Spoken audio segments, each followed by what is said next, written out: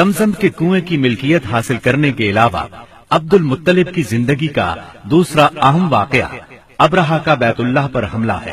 تاریخ میں اس کو واقعہ فیل کے نام سے یاد کیا جاتا ہے۔ ابرہہ ایک عیسائی سردار تھا۔ شاہ حبشہ نجاشی کی طرف سے یمن کا حاکم تھا۔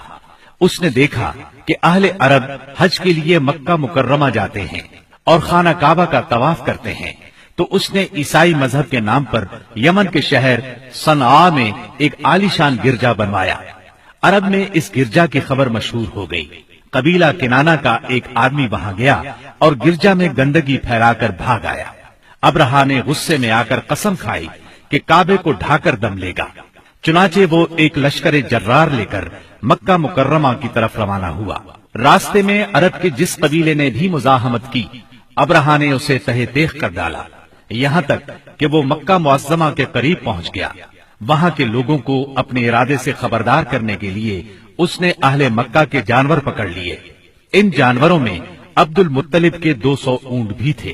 عبد المطلب کو ابرہہ کی چڑھائی کی خبر ملی تو وہ خانہ کعبہ کی دیواروں سے لپٹ گئے اور رو پڑے، اللہ سے اپنے گھر کی حفاظت کی دعا کی۔ قریش کے چند سرداروں کو لے کر ابرہہ سے ملنے کے لیے گئے اور اس سے اپنے اونٹوں کی واپسی کا مطالبہ کیا۔ ابرہہ ان کی بات سن کر حیران ہوا اور بولا، تم نے اپنے اونٹوں کی واپسی کی تو بات کی، کعبے کے متعلق ایک لفظ بھی نہیں کہا۔ میں تو یہاں کعبے کو ڈھانے کے لیے آیا ہوں۔ عبد المطلب نے جواب دیا، اونٹ میری ملکیت ہیں، اس لیے ان کی رہائی کے لیے چلا آیا۔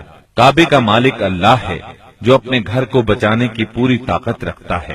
ابرہہ نے ان اونٹوں کی واپسی کا حکم دے دیا۔ یہ اپنے اونٹ لے کر مکہ معظمہ واپس آ گئے۔ 60-70 ہزار کا لشکر تھا اور اس میں 9 یا 13 ہاتھی تھے۔ اس لشکر نے آخر مکے پر چڑھائی کی۔ لشکر مکے کے نزدیک پہنچا تو محمود نامی ہاتھی نے مکے میں داخل ہونے سے انکار کر دیا اور وہیں بیٹھ گیا۔ ایسے میں اچانک باہر کلزم کی طرف سے پرندوں کا ٹڈی دل نظر آیا۔ ان کے پنجوں اور چونچوں میں کنکریاں تھیں۔ جن سپاہیوں پر وہ کنکریاں پڑتی ان کے اعضاء کٹنا شروع ہو جاتے۔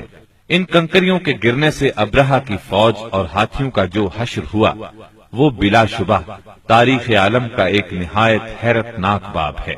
خود ابرہہ مشکل سے گرتا پڑتا صنعاء تک پہنچا اور نہایت دردناک عذاب میں گرفتار ہو کر یمن میں مرا۔ عربوں کے ہاں اس سال کو عام الفیل کہتے ہیں۔ ایک مدت تک یہی تقویمی سال شمار ہوتا رہا۔ قرآن کریم میں یہ واقعہ سورہ فیل میں بیان ہوا۔